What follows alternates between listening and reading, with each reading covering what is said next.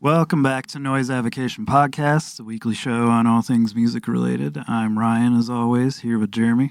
How's it going, everybody out there? You can find our social media for the podcast at Avocation Podcast on Facebook. You can follow us on Instagram at noiseavocation. You can email us at noiseavocation@gmail.com with questions, comments, concerns, whatever. Or if you listen to an episode and you were like, oh, cool, I heard something I liked in here and wanted to say that you learned something. Or just send hate mail. If you want to send hate mail, fuck off. And myself, you can follow at Soundwave Slave on Instagram, and I don't really use Facebook outside of advertising for the record store and the podcast. So and you can find me at holdfast_517 on Instagram. I haven't posted anything in like a week, so that's exciting. Yeah, you got to keep up on that shit to get anywhere with it, but I do the same thing. I don't post for a week or two at a time or whatever. So we have some more interviews coming up in the next following week or so, and I'm not going to tell you who, but there was a melodic death metal album that came out recently. And that's all you need to know. Yeah, that both of us really loved, and I managed to be able to set up an interview with the band. So definitely stay tuned for that, and we'll drop the surprise. And if you're into... Today, though, we have Killbot here with us. Many of you who are on YouTube and have watched pretty much a metal video of almost any band, really. I mean, he kind of follows each side of the spectrum. Yeah. Metal, goth rock, a little bit of in-between, some funny skits. The Marshmallows thing, definitely check that out. It was funny. Weird looks people give you when wearing metal shirts. I thought it was a funny episode he had. Yeah. But anyways, Killbot and Gwar Attack. Follow him on Instagram. You can check out his YouTube channel as well. Definitely subscribe, ring the bell, all that shit. Yep. We're going to jump into the convo with Killbot here. So, Killbot, thanks for joining us, first off, and taking the time to jump on the show. I really appreciate it. What's up, Big Daddy? First off, my kid wanted me to tell you what's up because you're like his favorite YouTuber, so he was like, dude, you got to tell him I said hi. So, just so he raising your kid right. When he listens, he can go, all right, sweet. Yeah. Don't do drugs, kid. Yeah, I have to say, I appreciate your I don't drink videos because he looks up to that stuff. And I don't drink either, so, I mean, it's like a double positive influence on him. Yeah, that video was slightly polarizing. I had a lot of good and encouraging commentary from that one, but I also had some weird commentary as well. One of the biggest criticisms I got was, oh, well, you're talking about sugar and alcoholic beverages, but you drink a lot of Mountain Dew. It's like, well, you know, I drink a little bit of Mountain Dew per day and then I'm done. But the average alcoholic, they don't stop at one. They got to have 5, 6, 7. Yeah. Well, up here in northern Michigan, we know all about alcoholics. I'm not overweight at all, you know. You're pretty little, dude. Because I exercise all the fucking time. Yeah, I remember I seen your Italian I'm jogging here picture that you posted not that long ago. Oh, Maron. So, yeah, trying to do my Polly Walnuts impression. Yeah. Rest in peace, Polly Walnuts. Tell me about it, man. He was such a great actor. The Sopranos wouldn't have been shit without him. I mean, Tony was great and all, but Polly was... Did you know that he wouldn't sign off on to do that show? He was like, I cannot be a rat. I will do anything, but do not make me a rat, and I will sign on. I thought that was kind of fucked up. I didn't know that. Yep. Ray Liotta there's a didn't theory have that he kind of turned on Tony towards the end, but that's one theory. Yeah, I mean, like, with positions of power in there, though, I mean, you kind of... It's going to go... Shit's going to go in your direction a little and the other direction a little, and you're going to have conflict in that long of a lifestyle. Or in that lifestyle for that long, I should say. Well, no honor amongst thieves. Yeah, that could be a whole nother episode discussing what happened there, but... Yeah, but anyway. We're not a movie podcast. Yeah. Or television show. So well, you can always diversify your output. Expand the horizons. We did do an episode on movie soundtracks that went over really well. And that was a lot of fun because, one, we got to go back and listen to a lot of soundtracks, but just to hear everybody else that kind of chimed in with their favorite stuff, it was cool to see what everybody else is into. The Return of the Living Dead soundtrack. Ooh.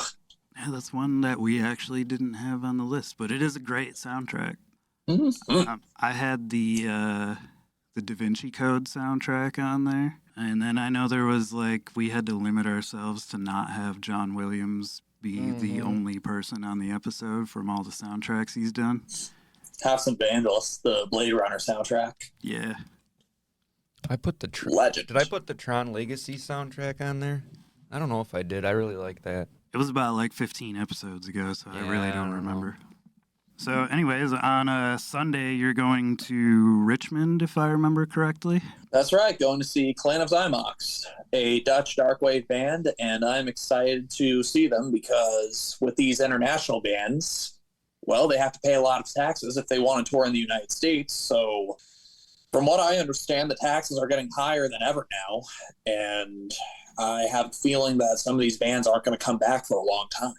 Is it the taxes that they have to pay, out of their earnings that's the issue, or is it to pay to come get here? I think it's the work visas more than anything. Okay. They're making it more difficult to get the work visas? More difficult and more expensive. And I just finished reading the Nightwish biography, and they mentioned in the mid-2000s that it was pretty expensive to tour in the United States. I can't imagine what it's like now. Yeah, I'm guessing it didn't go down any. I mean, you go to quite a few shows. I've watched your videos on concert stories and whatnot, and it sounds like you've been to quite a few. What's the most expensive concert that you've paid for? Just on principle, I choose to not pay more than $100 for a concert ticket. And the reason for that is because I can see so many great bands for $25, $30. Oh, most definitely. And possibly get to meet the bands afterwards. So it's why pay a fortune for a seat in a stadium?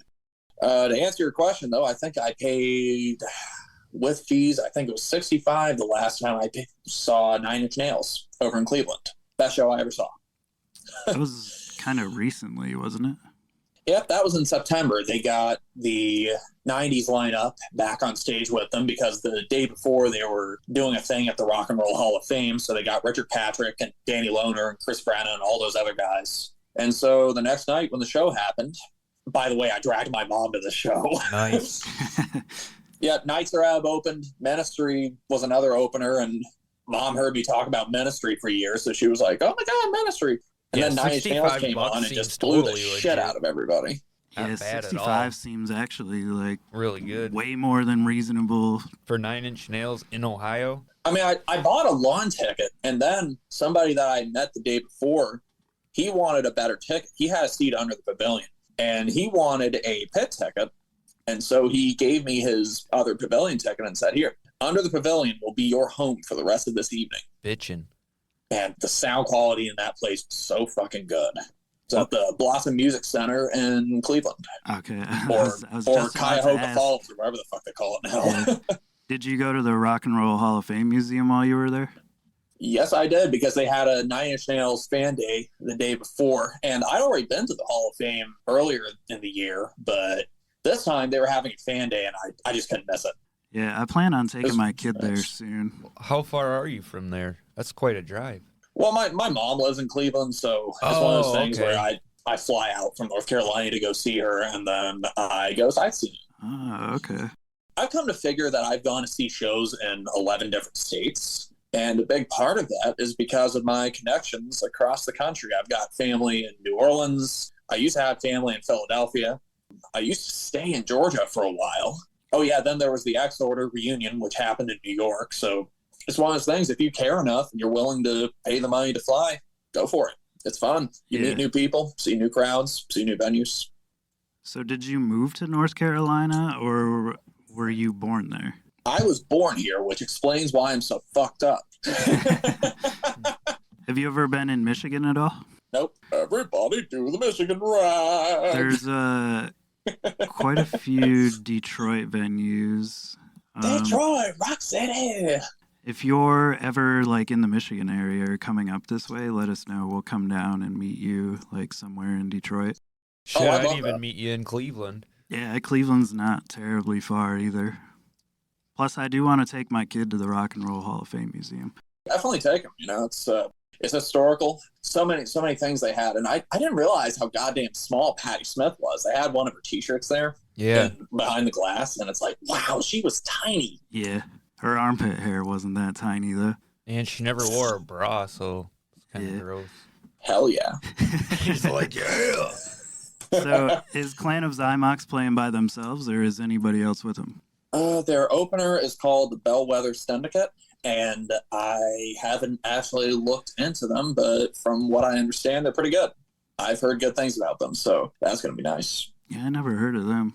I seen Ghost in February last year, and a band called Twin Temple opened up for them, and they were like satanic doo-wop music. Yeah, this shit's crazy. It was So kind of like Graves Era Misfits. yeah, kind of, but less woeing. Or doo-wop. Yeah.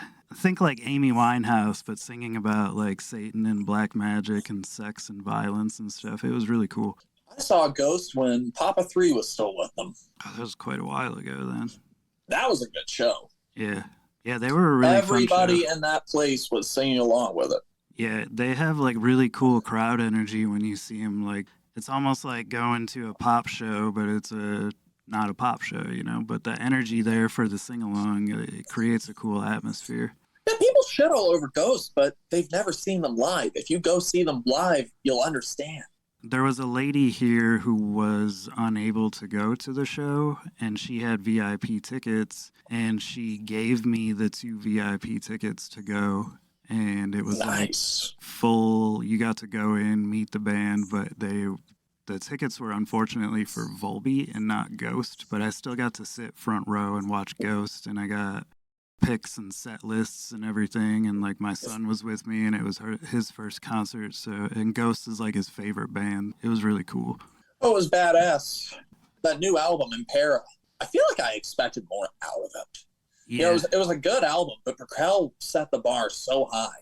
yeah. Like, that was my Ghost album. I bought it when it came out, and I didn't really like it that much at first, but the more it grew on me, that's a solid album. I like how they have a saxophone solo, and I can't remember the track. I think it was Witch Hunt or something like that, but Miasma. Miasma. Yeah. Who plays the sax? I don't know. It was some guy. I That's don't fucking know cool. his name.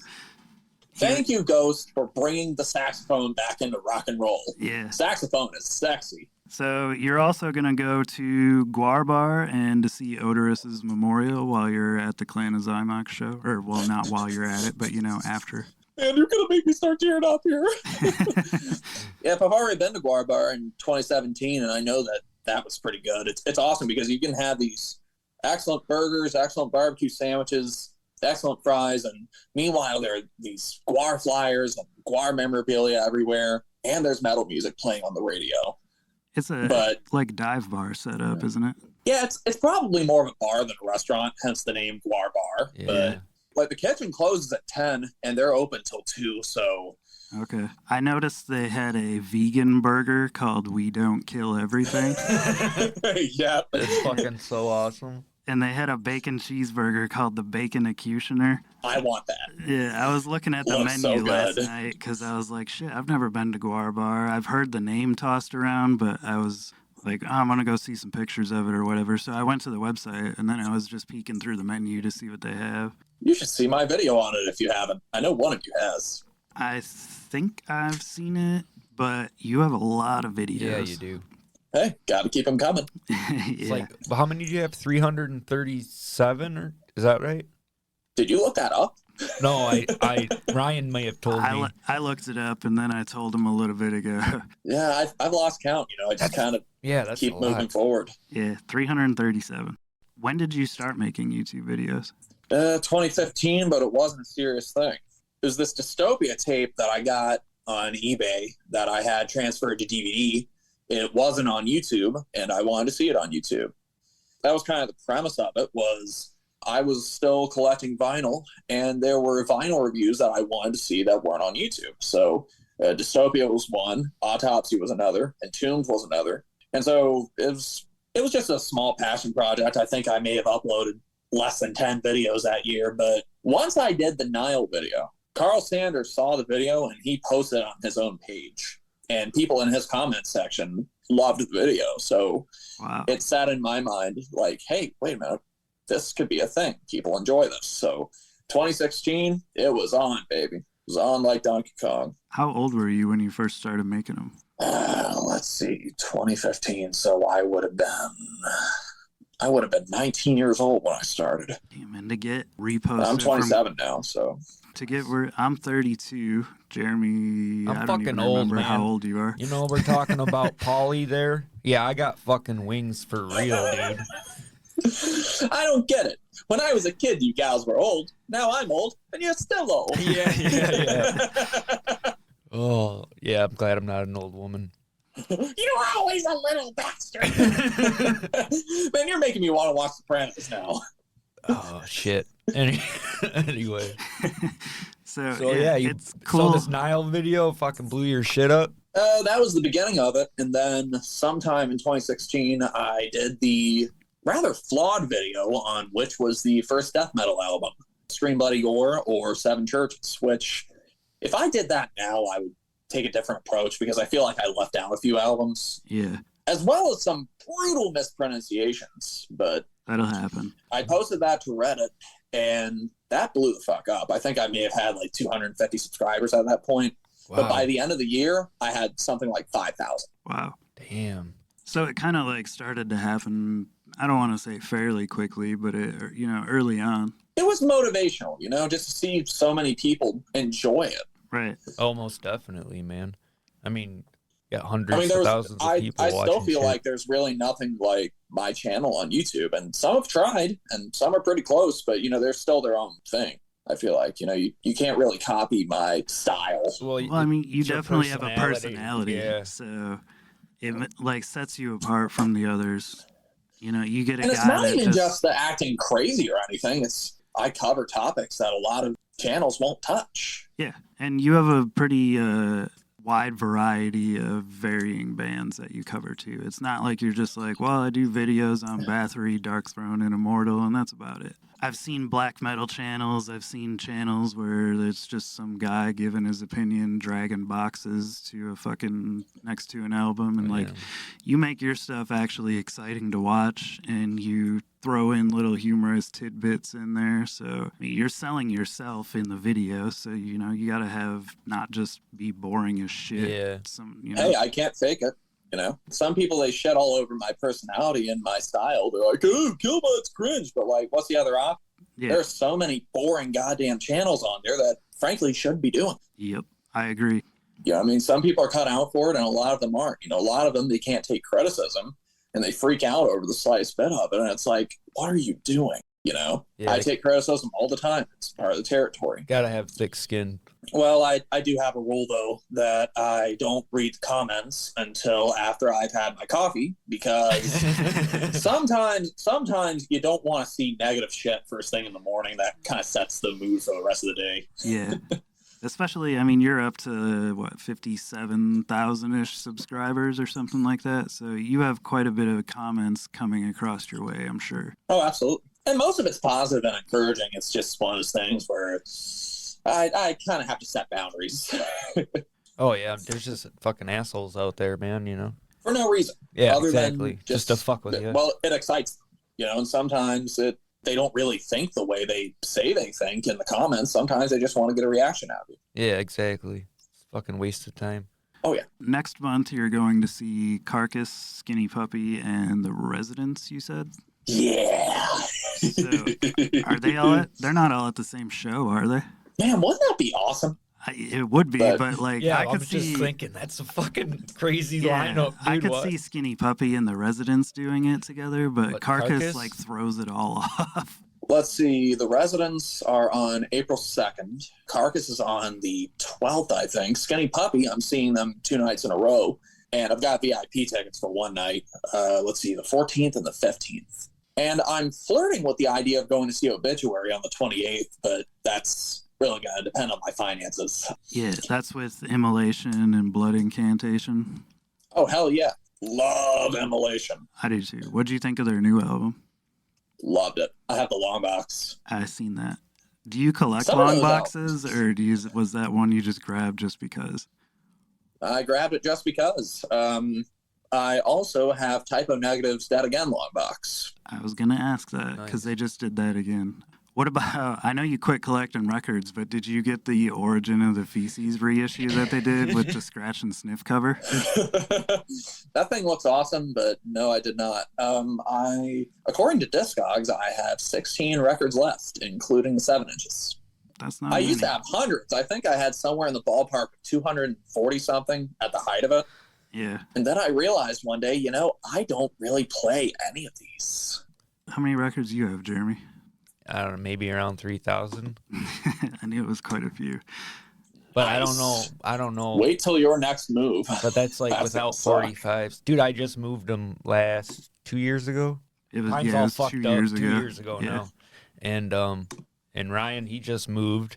And it's like, when you're moving that many records, it's nobody else can do it but you. Yep. Know what I mean? Because they're like, You can't trust them because No, there's fuck rare no. shit in there, and if somebody drops it, you're going to end up Yep. dropping their skull. it's like, you don't want your old lady doing it. You don't want your kid doing it. Like, Yep.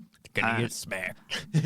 But like when you look at your record collection packed up versus your CD collection, you're like, wow, No, definitely. definitely accumulates a lot less space. Oh, you can almost carry your whole CD collection in the back of your car. According to Discogs, I just looked at it, I have 994 CDs. Damn close to the 1,000. I think I have about 1,100 records and 200 CDs maybe. I don't even know CDs. Wow.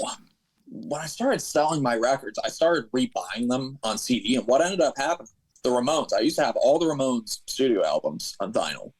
I sold half of them and was able to rebuy the whole catalog on CD. Right. I mean, that's a big price difference right Yeah. there. Did you own Adios Amigos or Mondo Bizarro on vinyl? Yes, I did. They weren't originals, but Oh, okay. Do you mind if I ask what you paid for them?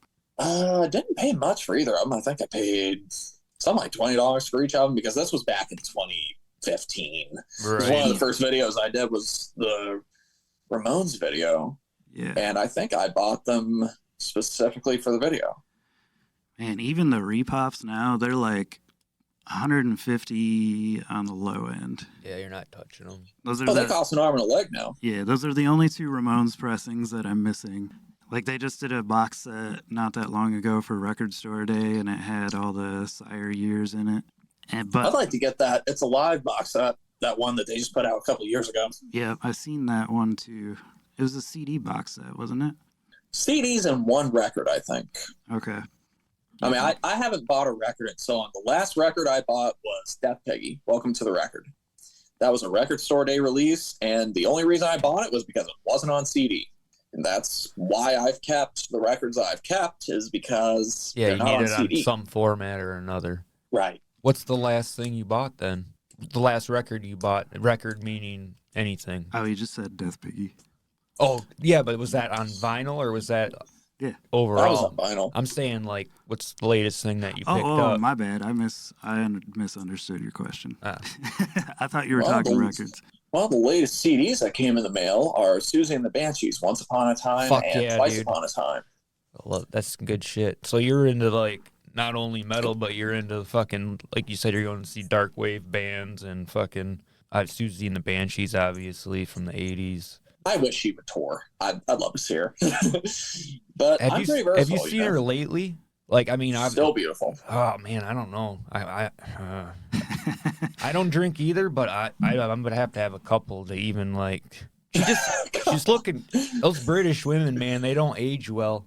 Yeah, I did see a post that you made that where you completed Susie and the Banshees collection. Those are all original pressings, and some of them were easy to find. But like Hyena and A Kiss in the Dream House, I had to order those international, and they were $30 fucking a piece. Yeah, plus probably like $20 shipping too. Oh, you bet. Even the remastered versions of some of those albums are expensive and hard to find. I don't know what it is. I guess the band just didn't sell as many copies as I thought they did. Yeah, they probably were limited runs when they did make them, and then they haven't really been repressed quite a And bit they either. didn't get huge in the States either. No, The Cure got huge, but Susie. I don't know. I guess it was more. They were more popular overseas. Yeah. Echo and the Bunnymen, all that stuff in that era. Ooh. And I Killing noticed Joke. the Cure's going Killing on Joke, tour yeah. too. And Killing Joke just dropped a new single this morning. I don't know if you heard that. Oh, I didn't hear it. You hear that new Depeche Mode single that came out a couple weeks ago, Ghosts Again? No. I was just It listening. made me to it. fucking tear up a little because I know it's about their dead bandmate. Oh. I'll have to check it out. It sounds just like old Depeche Mode. So, Tales from the Tube, I wanted to talk about that a little bit. That is... it's Tales just, from the Tube. Just you, correct? Just me. All me. Have you been in bands before, or are you just kind of messing around just to have fun, or are you planning on making more of it? I had a project with a neighbor when I was about 16. We recorded a 7-song demo. Only a couple of them are good, I'd consider now. One of them I uploaded. It's called Blushing. And the name of our project was Backdoor Bangers. Nice. I picked the name, as you can tell. But haven't really been in a band. We didn't do anything. We were just neighbor garage things. What was the style of Backdoor fucking Bangers? It was like rock and grunge, I suppose. Oh, okay. He wrote a lot of songs about girls. Gotcha. Hence the backdoor banging and girls. Yeah. It was Steel Panther before Steel Panther. Yep. Saw them not too long ago. I've never gotten to see them, but I have seen like videos, and I think their stage theatrics are hilarious. See them and take your kid. I remember asking him if he knew who Steel Panther was, and he's like, yeah, I know them. I'm like, how the fuck do you know who Steel Panther Yeah, that's is? weird. Why are you listening to Gangbang at the Old Folks? He threw out 1 million guitar picks, and I didn't catch a single one of them. I'm usually good at catching them. They can be hard to catch, especially when there's a bunch of people reaching for them, but they always take a weird turn. The further they go, it's like the wind grabs it and pulls it a different direction. Oh, you bet. You think it's coming at you, and then it just like... Floop. Well, that's the nice thing about being 6 feet tall. Sometimes I can just do a little hop, catch it. You keep your guitar picks in like a scrapbook, like a binder type of thing? Yep. I got those little coin collecting cardboard things that you just fold. That's what they are. Staple. Coin. I was going to ask what they were. I was like, those look like empty condom packages. What are they? And, So you save those after you use them? Yeah. I thought that was a really... collection. I thought that was a really cool idea because I was like, man, like I usually like had framed them or I keep them in a shoebox or something in a bag, but I was like, these you can actually like flip through, look at it, get a memory or whatever, and then I've seen people do it with ticket stubs, but you were the first that I seen do it with guitar picks. Well, that's not my idea either. That's an old trick that guitar pick collectors do. There was a guy that I knew that turned me onto it, and he was following all these Facebook groups for guitar pick collecting, and he had a fucking million of them. So I asked him, I was like, hey, so what do you use for them? And he just said, look, those coin collector cardboard folding things, I think these are $50 or silver dollars, one of those two. And you have to order it off of Amazon because nobody's really going to have them. Staples won't, Office Depot won't. It's one of those situations where online wins. Yeah, that's like a niche thing to Yeah, have. coin collecting. Even ticket stubs, that kind of drives me crazy about a lot of shows now is, physical tickets are going away. Yeah, that's I've weird. seen where you got to pay extra for them sometimes. Which it's worth it to me. If they charge an extra $3 so I can have a physical ticket, I'll do it. Oh, because I like I to don't see know. it. I come from like that would piss me off. That even though it's $3, it's just like the principle. You really gonna charge me to give me a ticket that I just paid X amount of dollars for? Fuck you. But that's just me. Sometimes I go right up to the window at the Ticketmaster place and they'll print it out for me most of the time. Oh, okay. That's cool. I won tickets to go see Obituary once, and I went up to the desk and they gave me the actual stubs, which I was happy about. Oh, hell yeah. I entered their Facebook competition about 10 billion times. I was like, I gotta win for Michigan. No way somebody else beat this. They had like one of those things where you could get X amount of entries if you like share it on Twitter, share it on here, share it on here. And I had like multiple social media accounts, so I did it on all of them. They really are one of the best live bands ever. Yeah, they have like one of the best live sounds. I've only seen him twice, but best live sound carrying over like from a studio album, I almost prefer him live. And he's got so much fucking power in his vocals. Yeah. I mean, it's not just the delay or the reverb or whatever effect they add onto his voice. You can tell that he's just giving it his all. And they like get better with time too. They don't really. I've yet to hear an Obituary album where he like you're like, oh man, it really sounds like his voice is going. He's not like doing the Chris Barnes type of thing where he sounds shitty now. Yep, Obituary and Carcass were my first death metal shows. Those are good first death metal fuck shows. yeah, they are. Mine was. Oh hell yeah! I will never forget it. As long as I live. Children of Bodom and Behemoth. Ooh. Rest in peace, Alexi. Yeah, mine would have been Demew and Children of Bodom. That would have been sweet. I've never seen Demew. I didn't remember that what year it was, but that was at Harpo's in Detroit.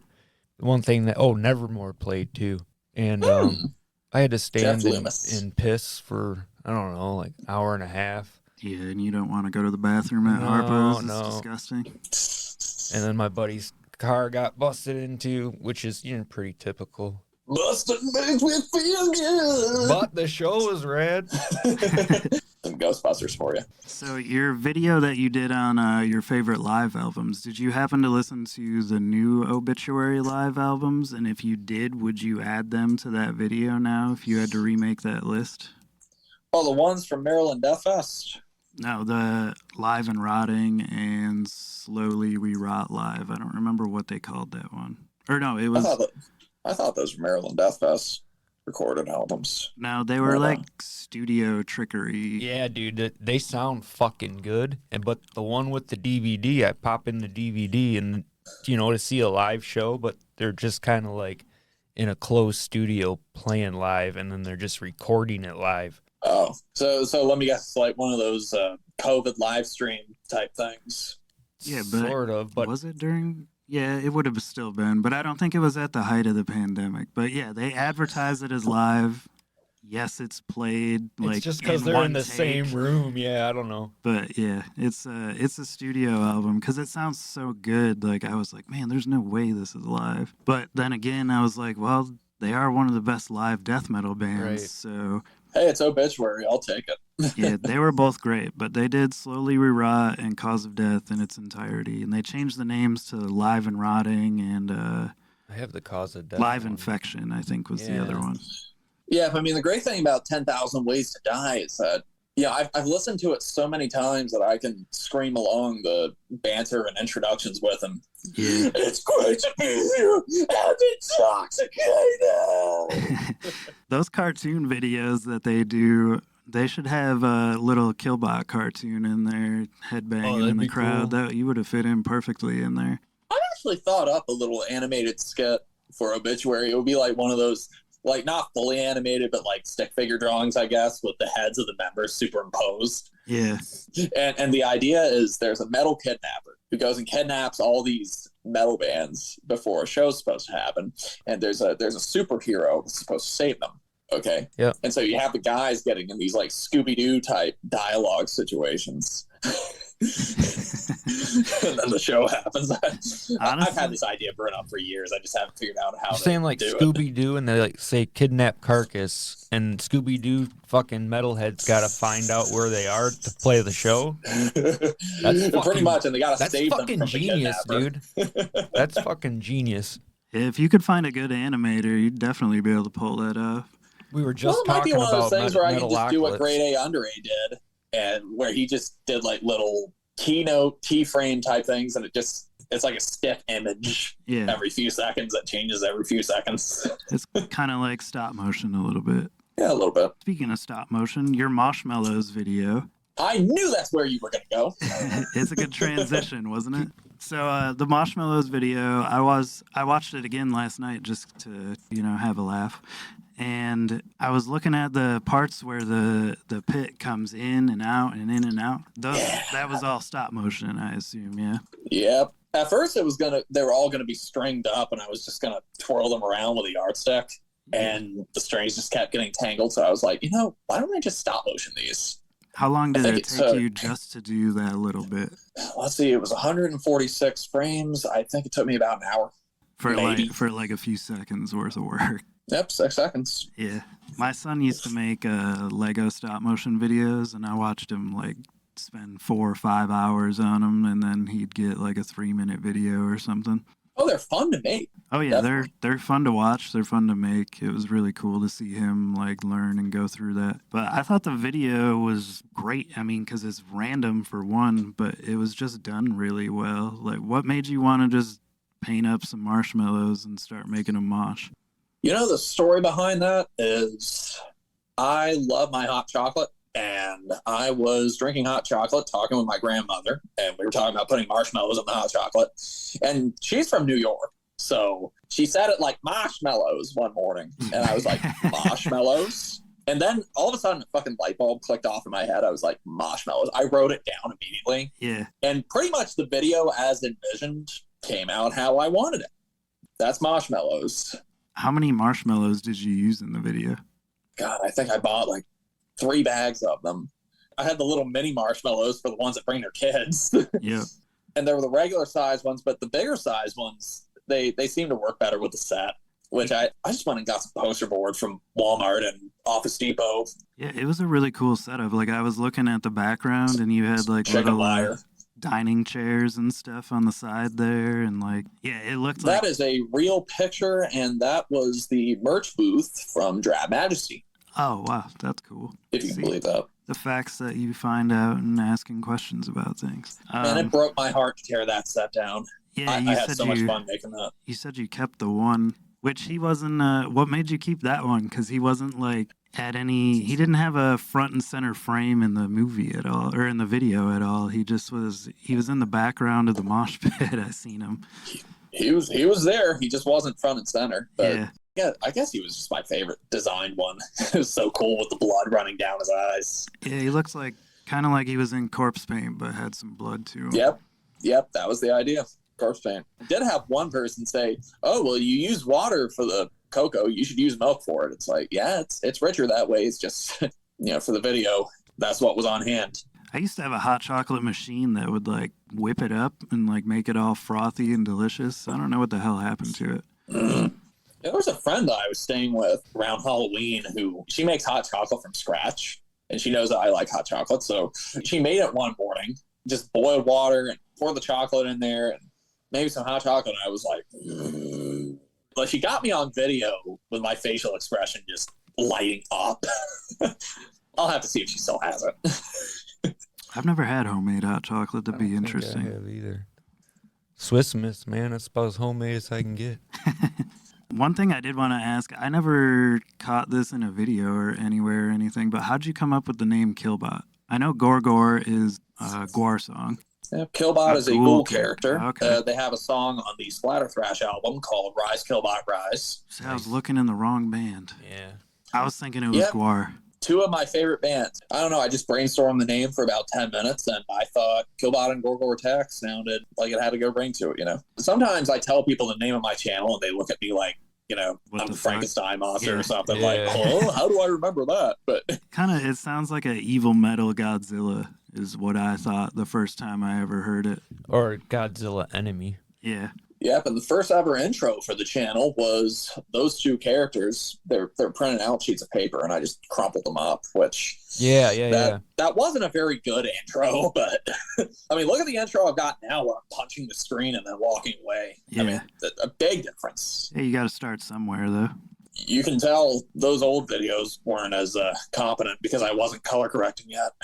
It's just one of those things, the more you do it, the better you get at it. Yep. And so I have a lot of outtakes from those first couple of years, and these days I just don't make a lot of mistakes because I know what I'm doing. Right. Second nature. Yeah, that happened with us in the beginning of the podcast. It would take me forever to edit episodes, and now I really don't have to do a whole lot. They kind of just flow nicely, and then I get rid of a couple of ums and ahs you learn and how whatever. to streamline about What got you into Gwar originally? Like, what was your first exposure, I should say? Because I remember mine, and it was fucking an animal. And I was like, fucking an animal. I seen the video on like Headbangers Ball or something, and I was like, what the fuck is this? And then I went and got Scum Dogs, I think was the first Gwar album that I bought, and I was just like, wow, this is fucking completely out of the ordinary of anything that you'd heard, and the costumes, the lore, the just everything about them was interesting. And that was such a weird album from them anyway. And a lot of fans don't like it. I'm fine with it. It's dated, it's got its issues, but it's still enjoyable. As far as your question goes, I've been listening to Ghoul for years before I got into Gwar, because a friend of mine, the guy who got me into metal actually, he played with Ghoul for 2 shows.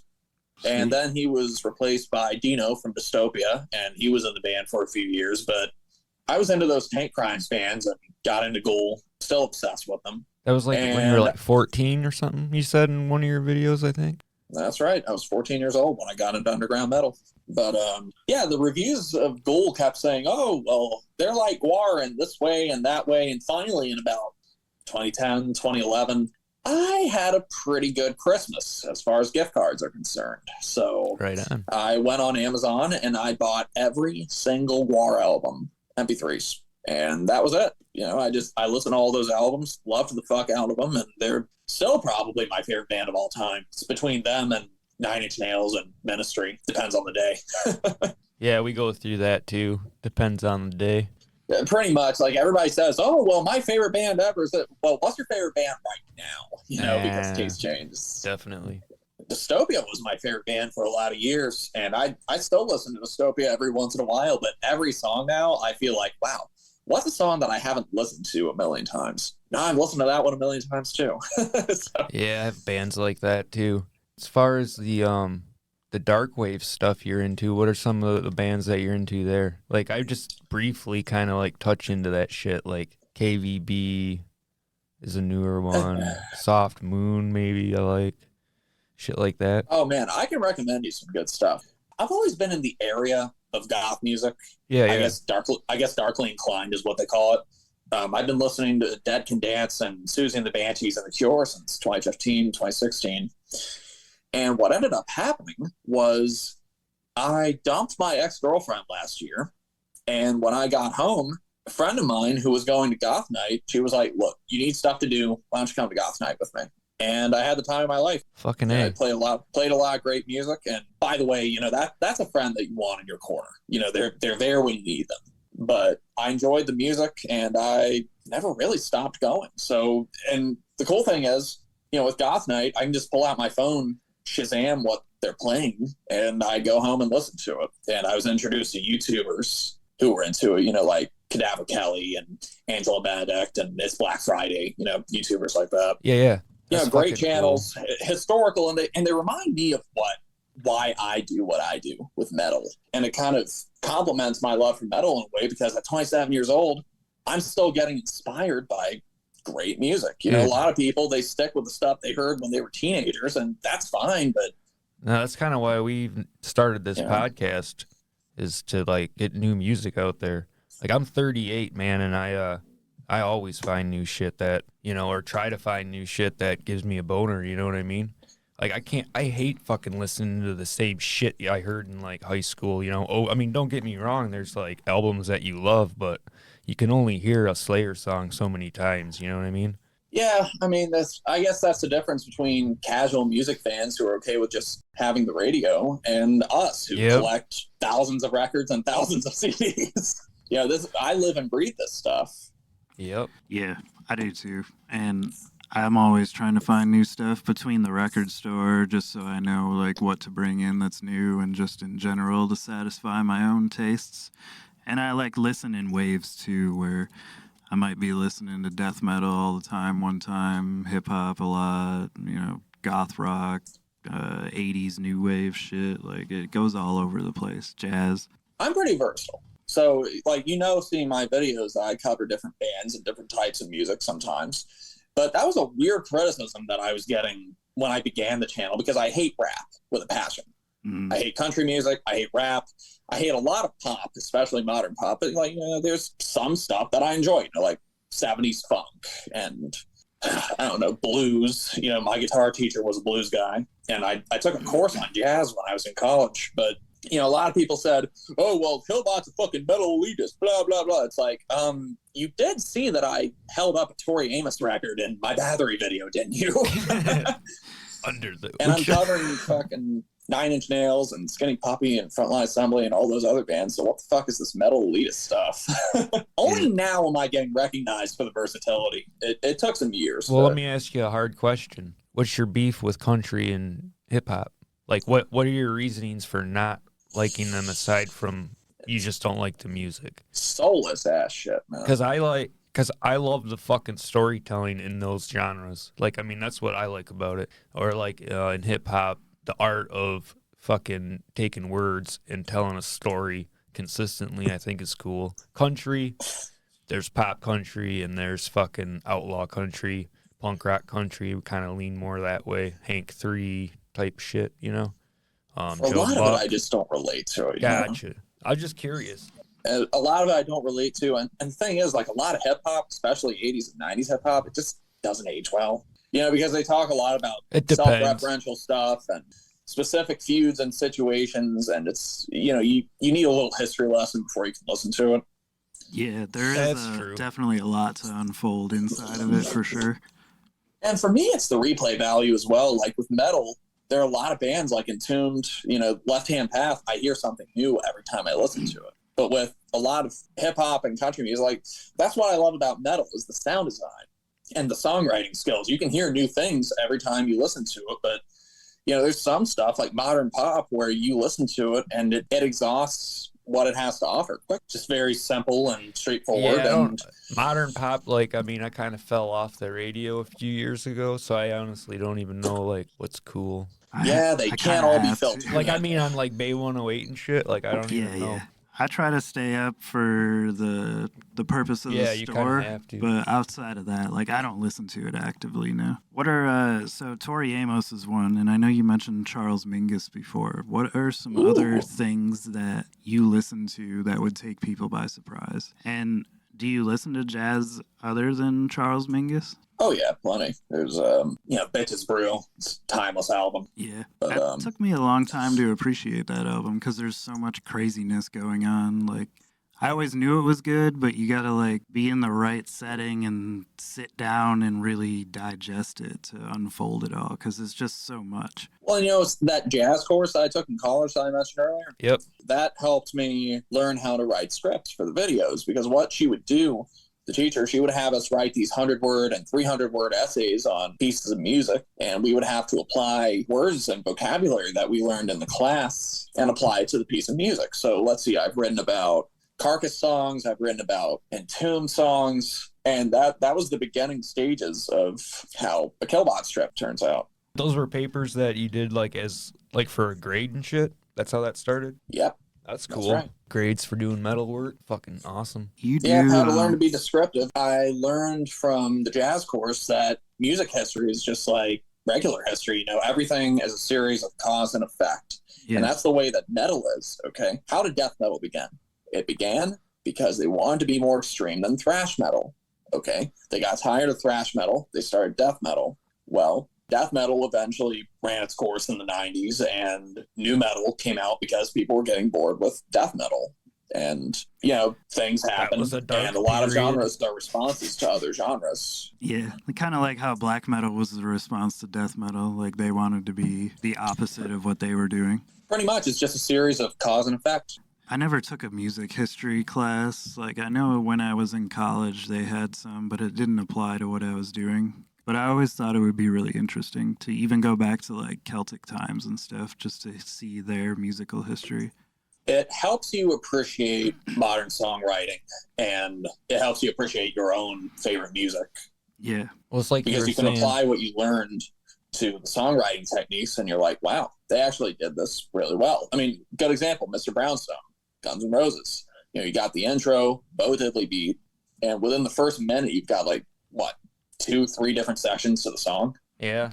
Plus, a lot of people don't know that it's about heroin. I don't know how you can. I don't know how you can't either, but I've met people where I'm like, you know it's about heroin, right? They're like, I just thought it was about dancing with a dude named Mr. Brown.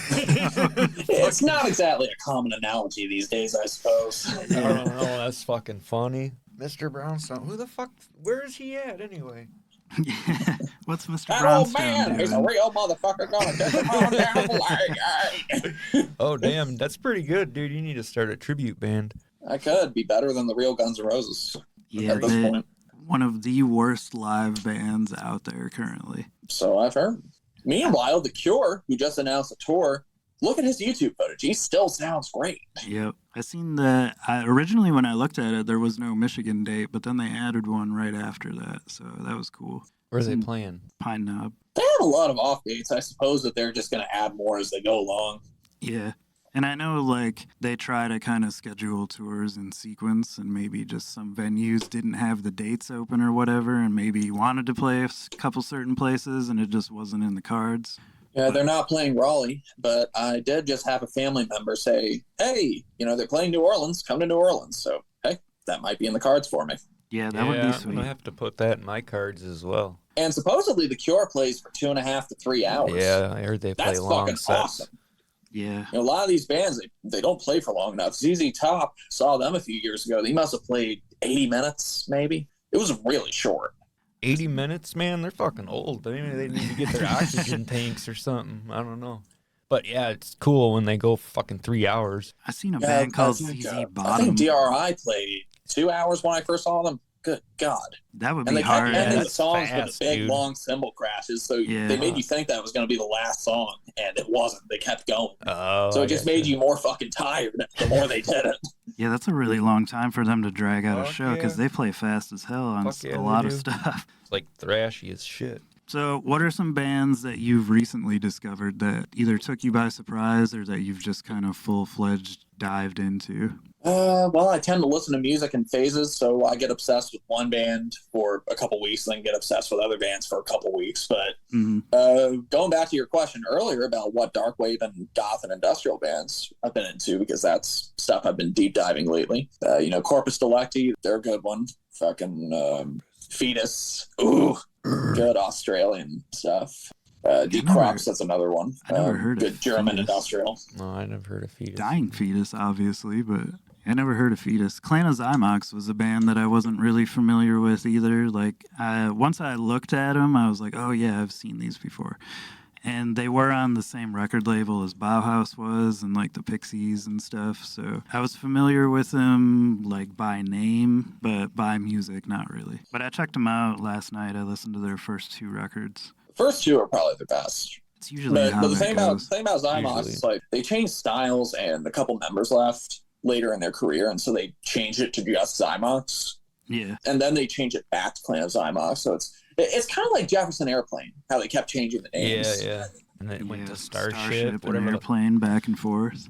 What was it? Oh yeah, Fetus. I was just talking about Fetus. They're another band that kept changing the name. Well, band, it's a solo project by one guy. But let's see. They got different names for the project. You've got Fetus on Your Breath, the Fetus Symphony Orchestra, Fetus Corruptus, and just Fetus. It's just like Aqua Teen Hunger Force, how they kept changing the name of the show just to fuck with people. Yeah. It was the same show, but they just kept changing the name of it. I would imagine having Fetus as a band name, you're kind of like, one, you're going to have a hard time booking venues because most venues don't want to advertise just Fetus on their billboard or whatever. I mean, depending on the venue, obviously. But Yeah, I don't know how Australia is on that. yeah, I don't know what their censorship laws, if there is any, or like. I mean, they were big influence on Nine Inch Nails. In fact, Thirlwell did do a few remixes on the Fixed record. So there were cover songs or they were remixes? They were remixes. Okay. I was when you said Nine Inch Nails, I was like thinking that Trent put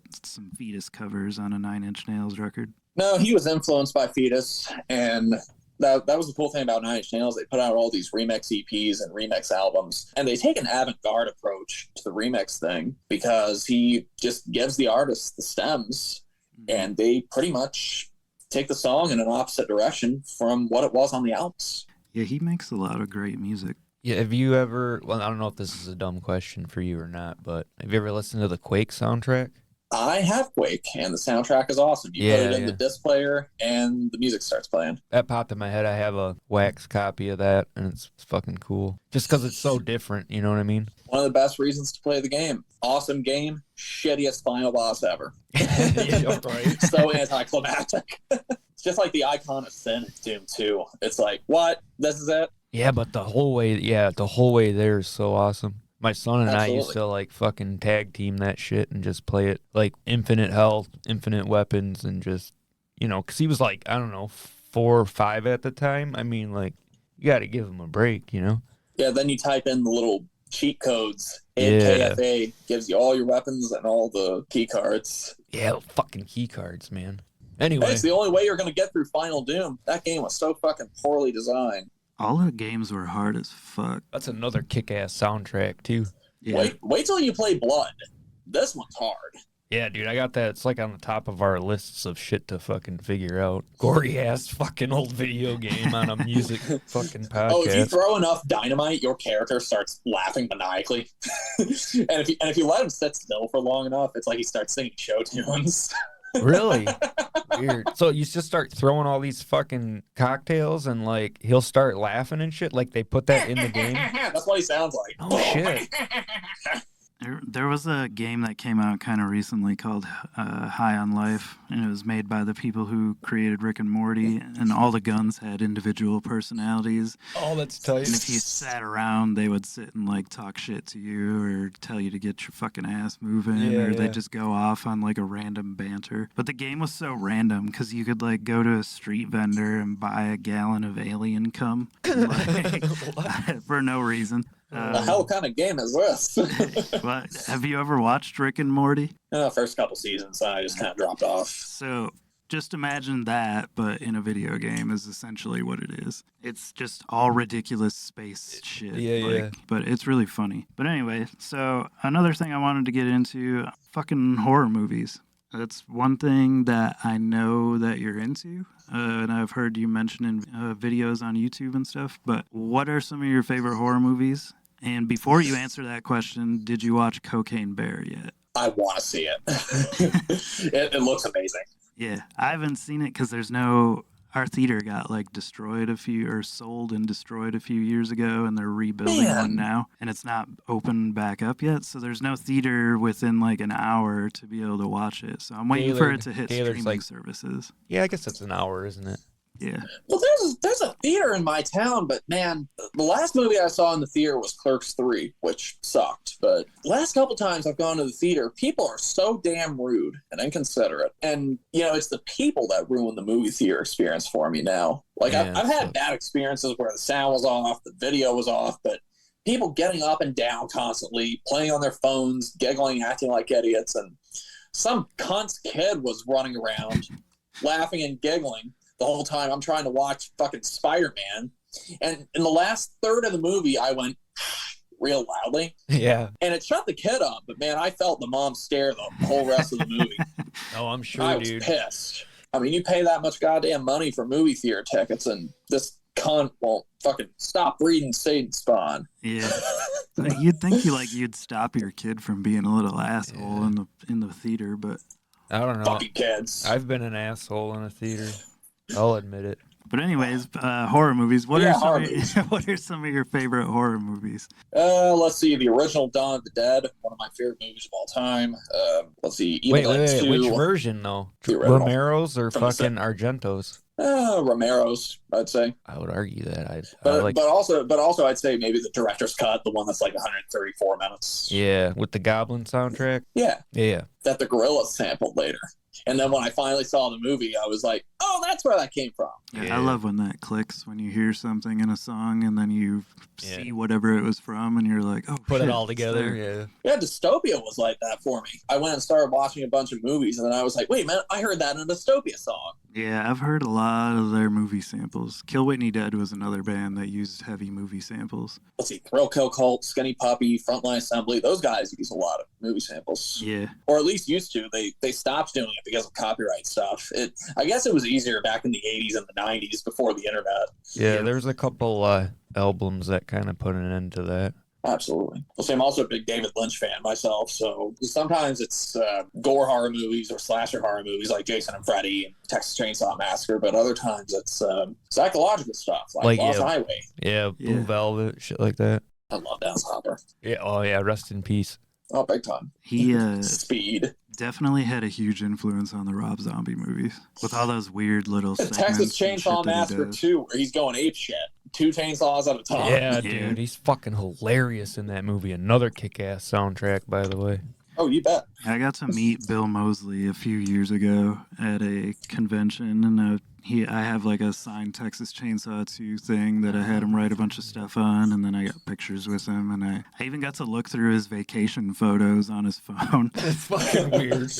I was Texas Chainsaw Massacre 3 had Armored Saint on the soundtrack. Yep. That makes me think of a spontaneous question here that I actually wanted to do an episode on at some point. So the big 4 of thrash metal are the obvious Metallica, Megadeth, Anthrax. You know, if you had to add 2 more bands to make it a big 6, who would they be? Probably Exodus. And as long as we're keeping it in America, it may as well be Testament. I'm glad you said Testament. Like Exodus, I would agree with, but Testament, I feel like are such a heavily underrated thrash metal band that consistently went like side by side Metallica, but never got anywhere near the recognition that they deserved. And they had some amazing lineups too. Fucking Chuck Billy. And they had like Gene Hoglan on a couple albums. It's so fucked up how that works sometimes, man. And they stayed Steve heavy. Giorgio. And even like listen to Metallica's new stuff and compare it to Testament's most recent album. It blows it out of the water. Yeah, fuck yeah. Well, the thing is, a lot of those bands struggled in the 90s when the times and the music scene changed.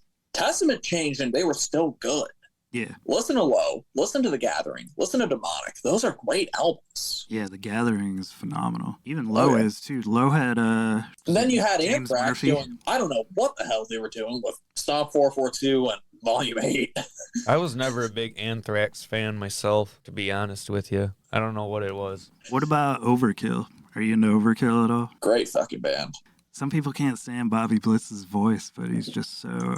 I think that's what makes him great, is it sets him apart so far from dude, the I other like bands. Overkill too. I think it's fucking rad. Maybe because he sounds like this! They had an album come out recently with like all cover songs. I can't remember the fucking name of it though. It wasn't so many albums. It wasn't an Overkill album. It was Overkill under a different name doing cover songs.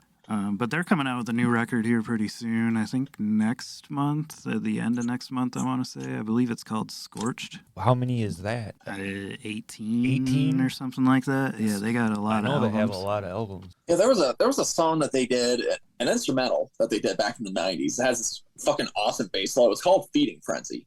Mm-hmm. The fucking bass solo in that. I was showing that to a friend of mine who started to play bass when we were in school. And he was like, man, I'm going to get carpal tunnel if I start playing that shit. Oh, because it's just that fast and crazy. Oh, absolutely. Such a well-written song. Yeah, they really, to me, like, I love, like, their whole catalog. Like, even their later stuff, they stayed heavy as hell. They kept putting out good music. They weren't trying to please a radio station or anything like that. Like, they just kept true to what they wanted to do. I Hear Black, Notes from the Underground. Great stuff. Yeah, Voivod, I think, is pretty underrated as well. Yeah, I would agree. There's so many good overlooked bands, and like being in the record store, like me and my partner at the store here, we'll sit and just talk about random stuff that should be bigger, or like records that have been sitting for a while that haven't sold, and I'm like, why the fuck has nobody bought this? Yeah. But I get a million people a day asking me for Metallica stuff, and like, if you like Kill 'Em All, They can be like, setting their sights to so many better things. yeah, And they're stuck with fucking teeny bopper Metallica. Yep. Come on now. You got that Black album, bro? yeah. I've had Yeah, more like Overkill. I Hear Black. Yeah, right. Testament Or- is hard Or Notes from the Underground. to move. I have a hard time getting rid of Testament records, and I don't know why, because I mean, listen to Practice What You Preach or Souls of Black. Like, it has like that same thrashy style as what early Metallica stuff did, and it's right Original. up the same alley. It's original. It sounds good. It was written well. The musicianship's fucking awesome. And, like, compare them side by side, like, they stand toe-to-toe. I don't understand why it's not more blown up. Maybe because Lars's dad was fucking loaded and helped him get a leg up back in the day, which wouldn't surprise me. That helps. But owning a record store, you two have seen High Fidelity, haven't you? Yeah. Of course. Okay. So how accurate would you say a day in the record store is like when you see that movie? That's a good Like question. they're just sitting around talking about #1 singles in some random year. Yeah, that's definitely very, very accurate, actually. Like, we do that, like, literally daily. In winter here, it, like, slows down. So, like, we have a lot of regulars and stuff, obviously, but as far as, like, the foot traffic goes, it's not quite as much because people don't want to walk around downtown when it's fucking -10 outside. And not only just the banter, but, like, that scene where that one guy comes in and he's like, "Do you still have that album?" And he's like, let me go check. And he walks behind the counter, hands it to him. And the guy, like, obsessively is like, "My precious." Like, he's, like, holding it like he's Gollum. Then he's like, "How much do you want for it?" And he's like, I don't want to sell it. And takes it back. And then sells it to the other dude for $40. Yep. And he's like, "Now, why would you sell this to me and not him?" He's like, "Because you're not a douchebag," or whatever he says. Oh. Yeah, it's happened. I've benefited from that, actually. Yep. I've sold shit to Jeremy that I didn't want other people having. Like, we had an original Bathory tape of The Return in here. Yep. And it was like $200 Yeah. or what, $100? Yeah, it was 100. And this guy that was like, he was like, "Oh, I really want that," but he was like, not into it at all. Like, I don't know why he actually really wanted it. I just sold it to Jeremy for like $50 instead. No, dude, it was like $20. Oh, 20. It was like super cheap, dude. Well, I'll tell you a story. That Death Peggy album that I told you about, that was a record store day release. And I went to some record store in Athens to go get it. And I can't remember the name of the store, but the guy was a big Melvins fan. Just talked about the Melvins pretty much the whole time I was there. Wore his hair the same and everything. Well, he had gray hair. Yeah. He sees them every time they come through. Yeah. But it was on record store day, which I went to the store and I asked him if he had copies of the Death Piggy album. And he was like, "No, we sold out already." He sounded like Rick from Rick and Morty. But after a few more minutes of just looking through the albums and chatting with him for a few minutes, he was like, "You know what? Let me go to the back and look and see what's here." And he came back a minute later with a copy of the Death Piggy album. What a fucking asshole. Yeah, he came back out with it, and he said it was the last copy that he had. I was like, "Oh, thank you so much." He was like, "Yeah, I just want to make sure that you were buying it for the right reasons." Is that what he because said, a lot of dude? people, they flip the albums. Oh, yeah. Yeah, record store day is hot for that. Like, the way I do it, I don't allow people to buy doubles of stuff, and I make it truly first come, first serve. It's like Secretary of State almost. Like, you get a number, Yep, and you get to come up, pick out your shit. You don't get to buy doubles, and then next person. Because the first time I ever did it, That's the only way to keep it was a fair. madhouse. Like, I did it on a shelf in the middle of the store, and there were people grabbing from both sides of the shelf as fast as they could. People were grabbing shit that they couldn't even see just to grab something, and the whole shelf was cleared off in like 2 minutes. And I was like, Greedy "Oh, fucking shit, people." I gotta change that."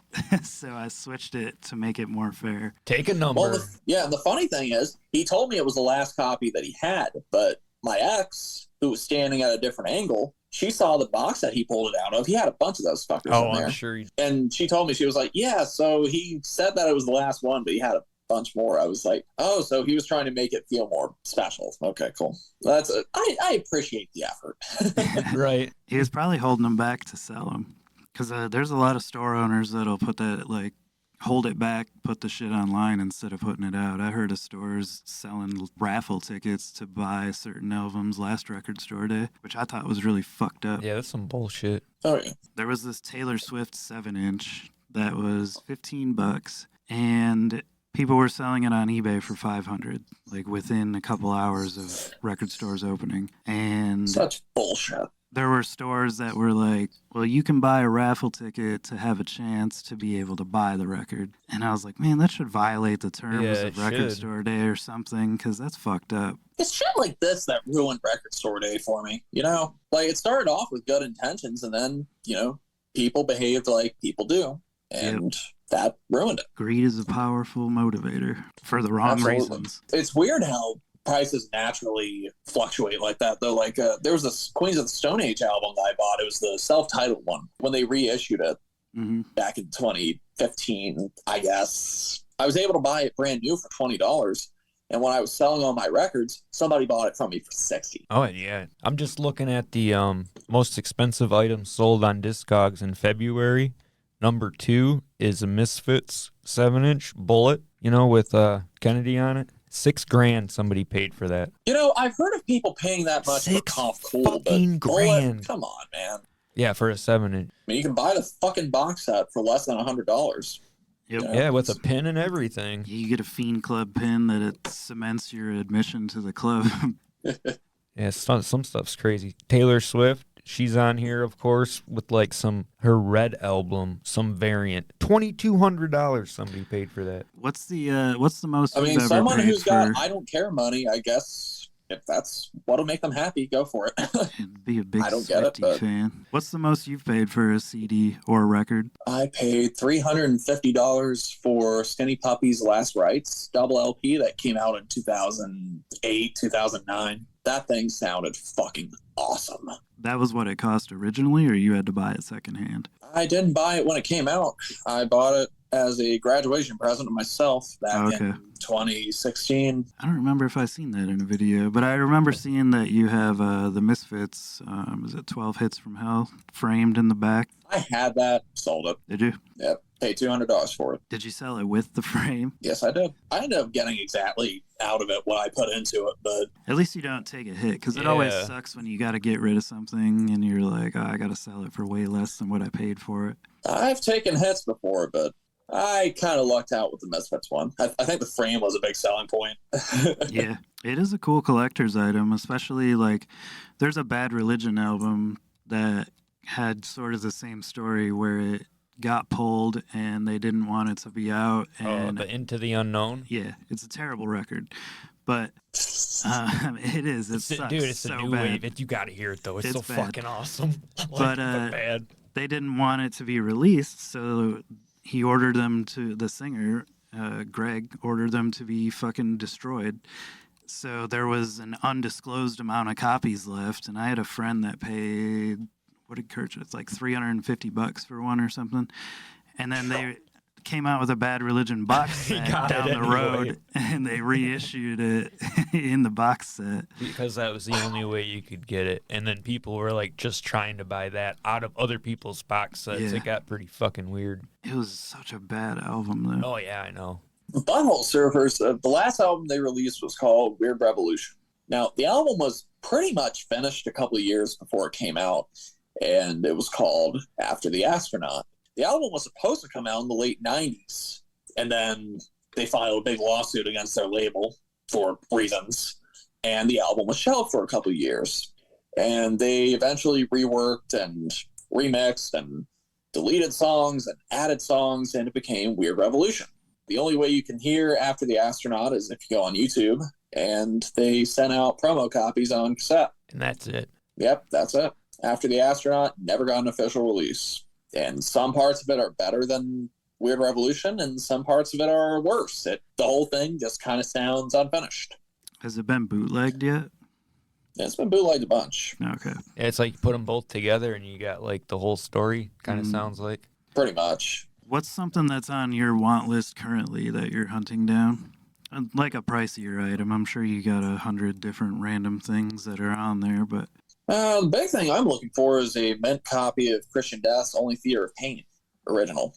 I got an original copy pretty recently, and the fucking seller lied and said that it was like new, and it was all scratched up. So, fuck. I mean, that pisses me off more than anything is when they fucking lie about the conditions. It's like, man, you told me it was in good shape. That's why I bought it. I paid more money for this and then got shit. So, how scratched up is it? not horrible. It still plays, but I'm picky. You can send it up to me if you want. I have a resurfacer and I can resurface it and send it back to you. Yeah, I mean, I feel kind of weird about that because, like, it just scratches off bits of the plastic, thins the disc. Yeah, I understand. I've seen some real shit CDs come out, like, nice. So, but yeah, I understand. But I mean, the option's on the table. If you ever want to, just feel free to message me on Instagram and I'll happily do it. Why, thank you.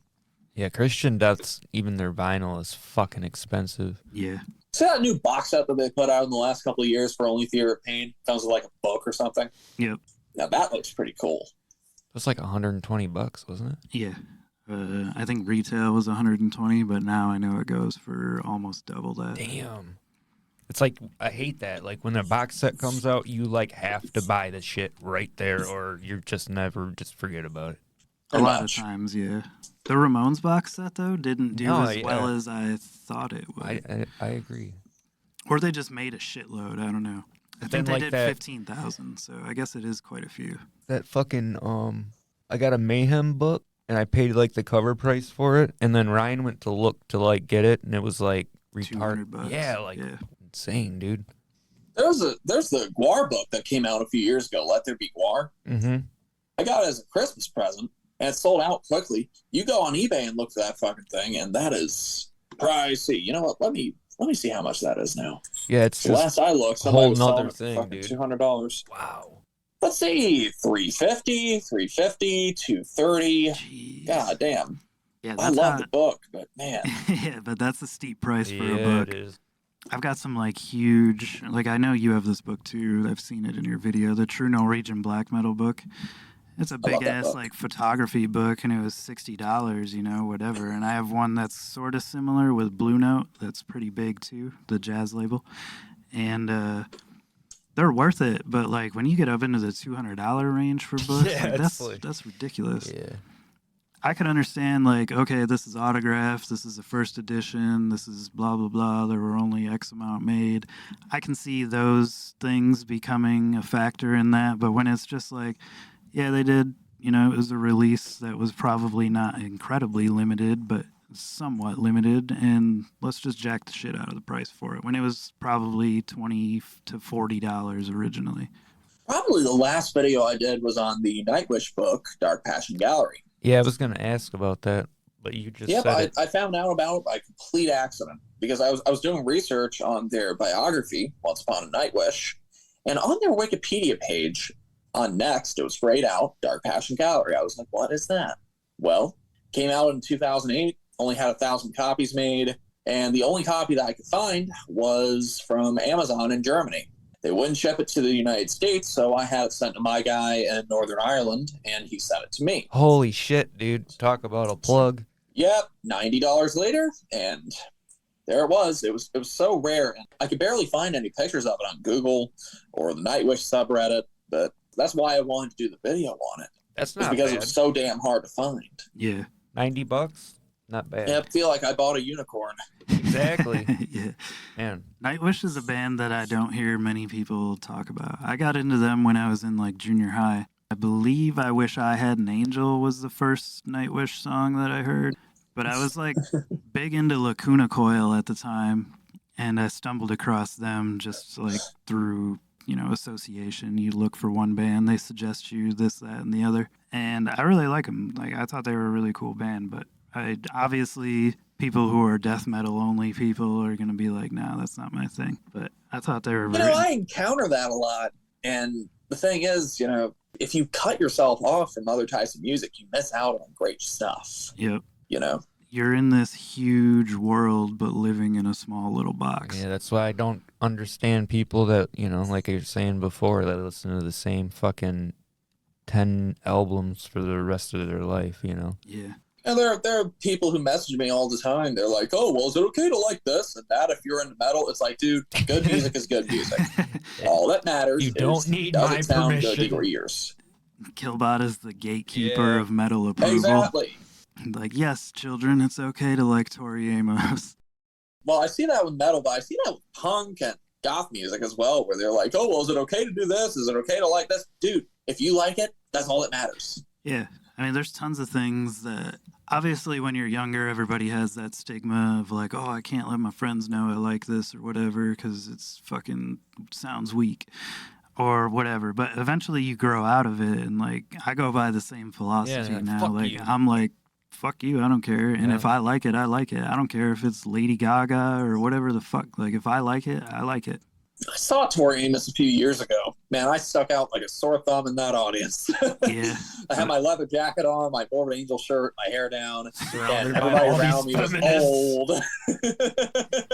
You can probably say you're 1 in 5 people who have gone to a Tori Amos show in a Morbid Angel shirt. Yeah.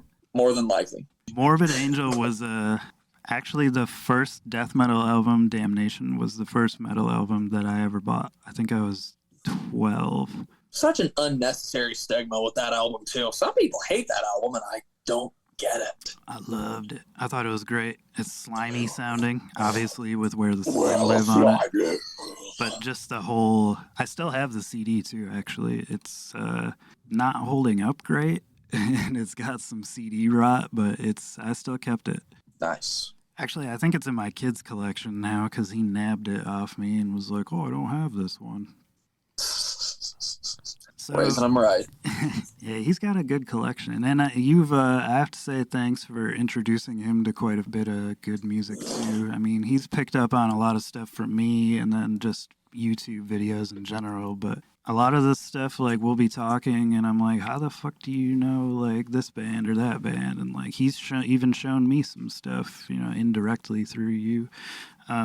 Sisters of Suffocation was a band that you introduced me to a while back when we were talking on Instagram randomly that I really liked. Badass band. Yeah, I had never even heard of them, and like I've checked them out later on down the road. I usually just add everything to my Apple Music library and check it out, and if I like it, I keep it. If I get rid of it or whatever, and then I hunt out physicals of it. But they were an awesome band that I was not aware of at all. I've never heard of them.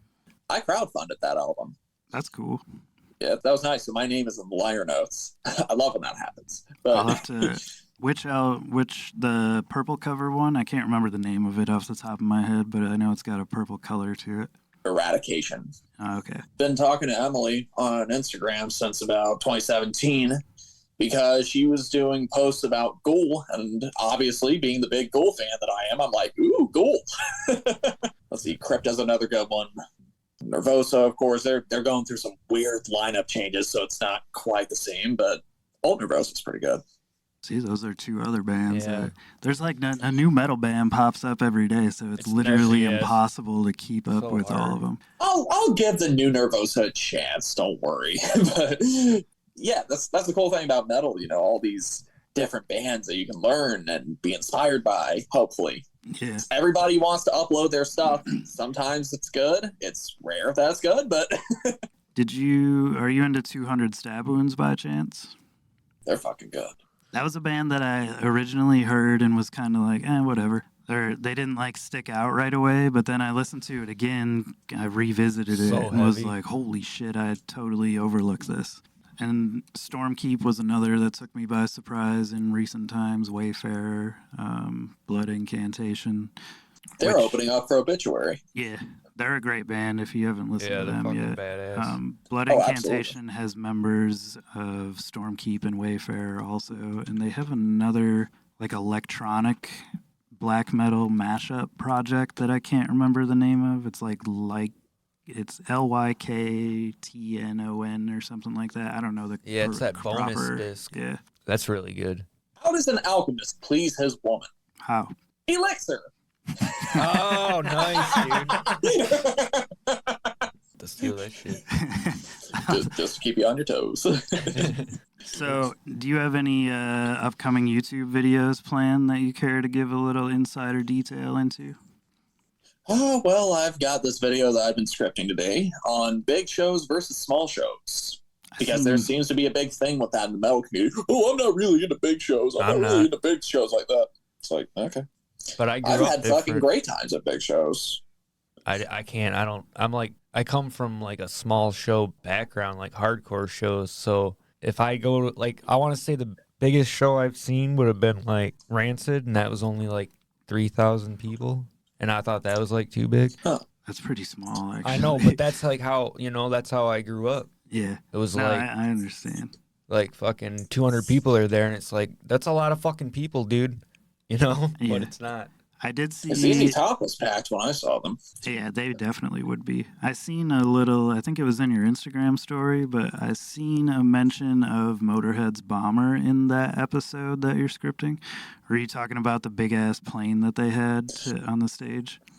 No, that's Iron Maiden, because they had the bomber for Aces High. Oh, okay. Yeah, but there's a bomber on Motorhead did it, too. Yeah, they had a bomber, too.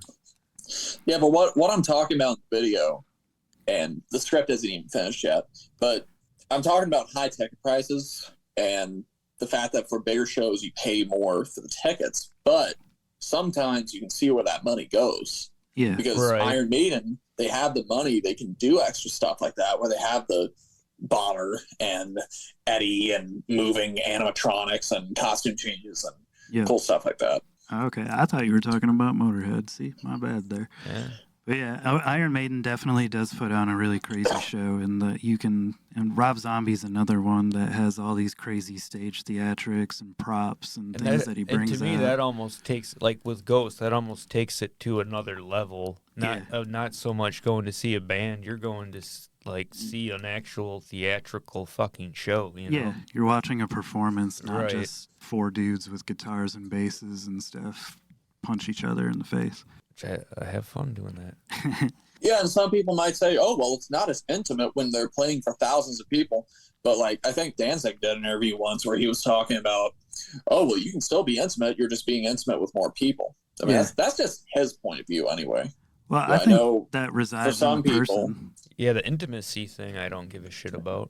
Some people are going to be showmen and some aren't. I mean, back to what you said about Robert Smith, obviously he's going to carry out a great show, and clearly Axl Rose really doesn't care to anymore. Or Vince Neil. God, Yeah. I imagine you've seen the videos of him trying to sing that popped up a year or so ago. Fucking insane, dude. I saw a video where he walked off stage. He was like, I'm sorry, guys, my voice is shot. And he walked off stage halfway through the set. Oh, man. That dude did not age well at all. Let's see, Andrew Eldritch, he's another one. Look at footage of him. He sounded great in the 90s, but these days, man, it's God, quit smoking. Yeah. That's all you have to do is quit smoking, take some vocal lessons. You're not too good, and you're not too old. I don't even know how you would sound now. All haggard like. He's been around for quite a while. Long time. So I'm trying to be Love. Yeah. Yeah, And his poor rhythm guitar player who's doing backup vocals, he's doing his best to elevate the show and save the disaster that is Eldritch's voice. That guy's the superstar behind the show. Eldritch is just lip syncing. They are doing that tour. I know I mentioned this to Killbot, and Jeremy's the one who originally told me, but they are touring again. It'd be cool to see them just to say you've seen them, but at the same time, yeah, dude, I fucking love them, and I don't wouldn't want to go to it. Yeah, I don't want to ruin reflect it. Yeah, it'll ruin the band for me. Because if he gets up there and ruins this Corrosion or something, Yeah, I'll be pissed. Yeah. I fucking paid for this shit. I'm leaving.